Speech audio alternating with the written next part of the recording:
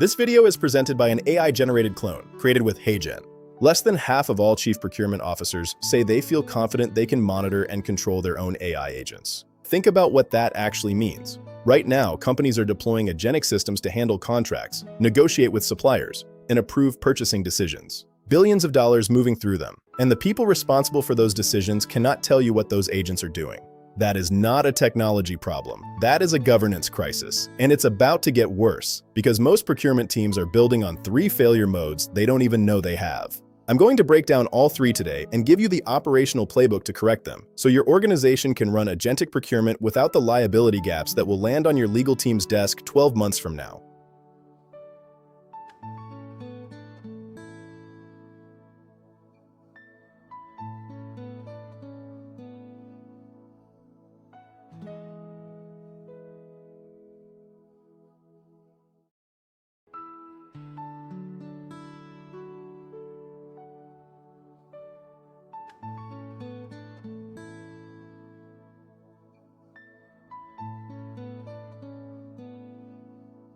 Before we get into the failure modes, let's be precise, because there's a lot of noise around this term right now. Most enterprise teams are running co-pilots. Co-pilots answer questions. You ask, what's the optimal vendor for this category? It surfaces a recommendation. You decide, you act. That is not agentic. Agentic AI achieves outcomes, end-to-end, without a human holding its hand at every step. It doesn't suggest a negotiation strategy. It runs the negotiation. It doesn't recommend a compliant buying path. It executes one. The difference isn't incremental. It's categorical. One useful frame. LLMs are the steam engine of our era. Foundational, powerful, but raw. Agentic AI is the factory. The assembly line that channels raw intelligence into structured, repeatable workflows that deliver outcomes at scale. That's the leap that changes everything about procurement governance. And that's exactly where organizations are getting it wrong.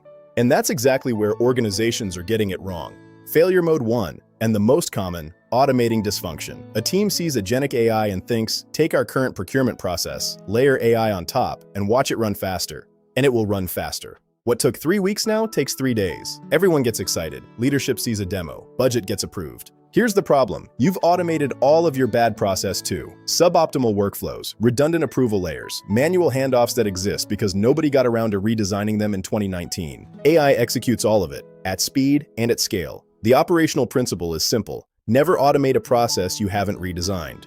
The correct sequence: redesign first, then automate. Map your intake to resolution workflow. Identify every step that exists for legacy reasons rather than operational reasons. Remove it. Streamline. Get the process to its optimal state. Only then do you turn the agents on.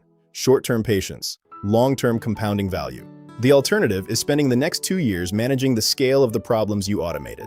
Failure mode 2 is harder to spot because it looks agentic in demos. An AI agent for intake, a different agent for sourcing, a third agent for negotiation. Each one performs well in isolation.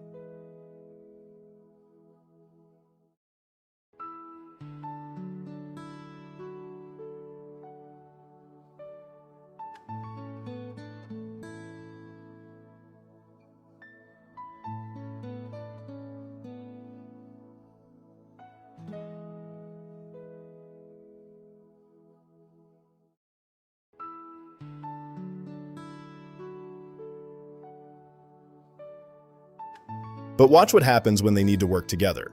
A recommendation comes out of intake. Someone has to review it, interpret it, and feed it to the sourcing agent.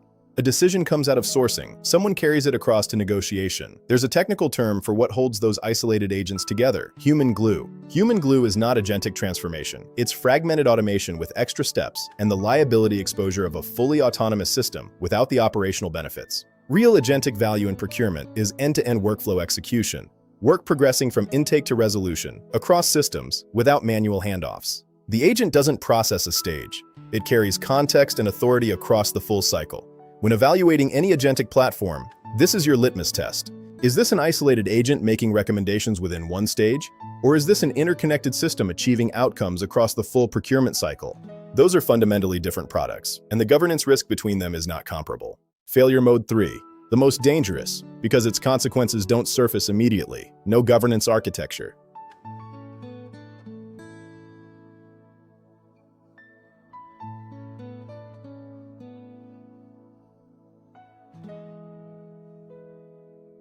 Back to that statistic, less than half of procurement leaders feel confident they can monitor and control their agentic AI. That means live deployments are making consequential decisions without a clear framework. Here's the governance question most teams are asking wrong. They ask, who approves this? That's the IT governance instinct, and it is the wrong question.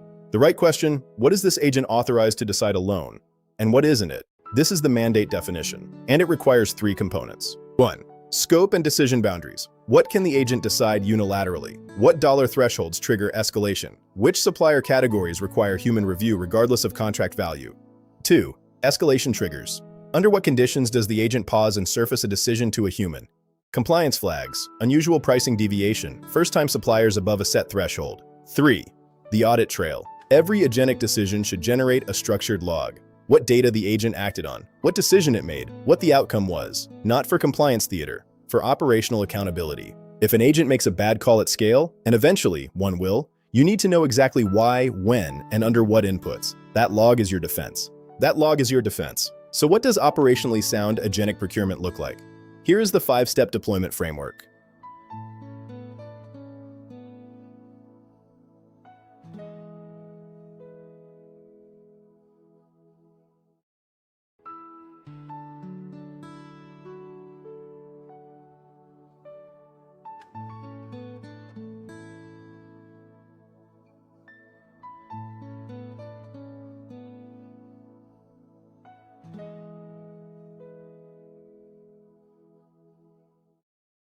Step 1. Process audit before agent deployment. Document every workflow from intake to resolution. Remove every step that's redundant, manual, or legacy-driven before you automate anything. Step 2. End-to-end architecture test. Before committing to any platform, map how it handles handoffs between stages. If human intervention is required, that system is not agentic. Step 3. Mandate documentation. For every agent in your stack, define what it decides alone, what triggers escalation, what generates mandatory human review. Product specification, not policy memo. Step 4. Audit trail architecture. Build structured logging in from day 1. Decision inputs, outputs, outcomes, timestamped and retrievable. This is your accountability layer when something goes wrong. Step 5. Confidence testing before go live. Can your team accurately describe what your AI agents are doing right now? If the answer is no, you are not ready for live enterprise agentic procurement. The organizations that build this framework now will define the new benchmark for procurement operations over the next 3 years. The ones that don't will spend that same window catching up. Agentic AI is not coming to procurement. It's already here, and it's already making consequential decisions inside organizations that haven't built the governance infrastructure to manage them.